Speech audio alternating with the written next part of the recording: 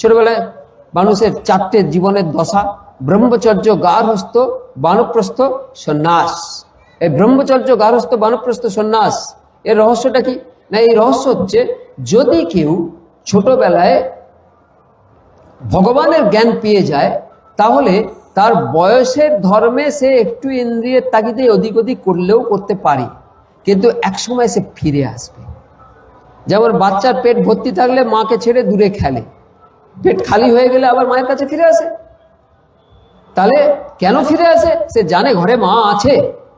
ঠিক ব্রহ্মচর্য হচ্ছে বাচ্চাকে শিখিয়ে দেওয়া যে ভগবান আছে, ভগবানের পরিচয়টা করিয়ে দেওয়া, ব্রহ্মচর্য। এই জন্যই তো তখনকার দিনে মানুষ একটা বয়সের পরে বানপ্রস্থে যেতেন, তারপরে সন্ন্যাসে যেতেন। কেন যেতেন? এখনকার দিনে যায় না কেন?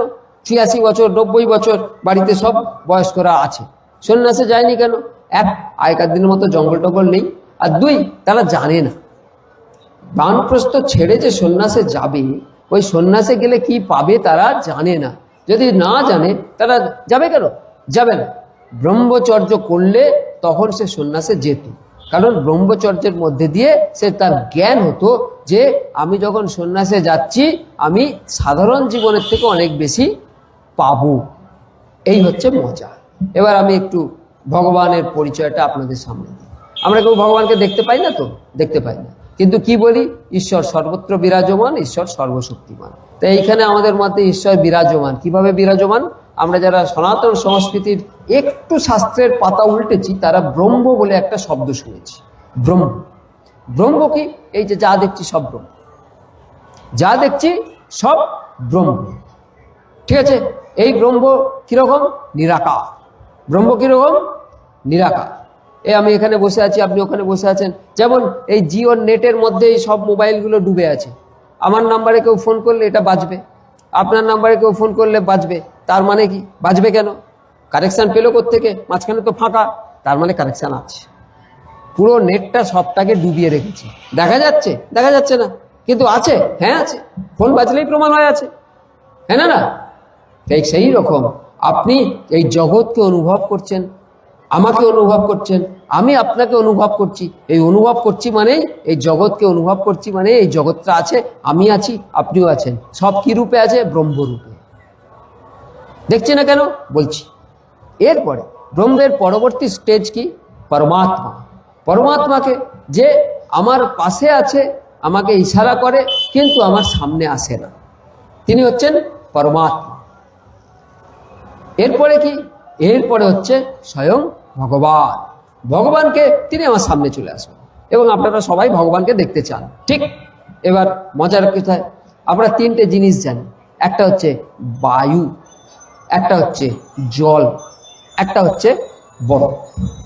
জানি তো? বায়ুকে একটু তাপ কমিয়ে নিলে জল হয়, জলকে আরো তাপ কমিয়ে নিলে বরফ হয়। তেমনি কিভাবে হয়? তাপ কমিয়ে নেওয়া।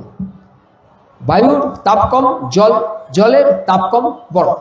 তেমনি আপনি যদি ভগবানকে দেখতে চান তাহলে এই যে চারপাশে ব্রহ্ম আছে, এই ব্রহ্মকে আপনি দেখছেন, পরমাত্মা বা ভগবানকে দেখছেন না, তার মানে আপনি আসক্তিতে আটকে আছেন। আপনি বায়ুর যেমন তাপ কমালে জল হবে, আমি যদি আসক্তি কমাই পরমাত্মার সন্ধান পাব। দেখবেন আমার ভেতরে পরমাত্মা ইশারা করছে, আসক্তি কমান। আর সম্পূর্ণ আসক্তিবিহীন হয়ে যান, আমি গ্যারেন্টি দিচ্ছি আপনাকে, আপনার সামনে ভগবান এসে দাঁড়িয়ে যাবে, নিশ্চিত, নির্ঘাত, কারোর কোনো লস হবে না। কি করতে হবে?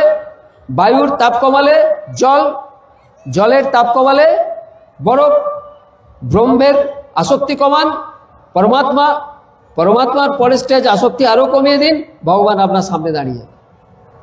দাঁড়িয়ে গিয়ে বলবে, সাবাস বেটা, তুই অন্তত পড়া ধর্মে আসতে পেরেছিস। পরিষ্কার। কোথাও লোকসানের জায়গা নেই, এটা সনাতন ধর্ম। কোন দিক দিয়ে কে বুঝবে? যে যেদিক দিয়ে বুঝবে তার জন্য সহজ করে বোঝানো আছে। এখন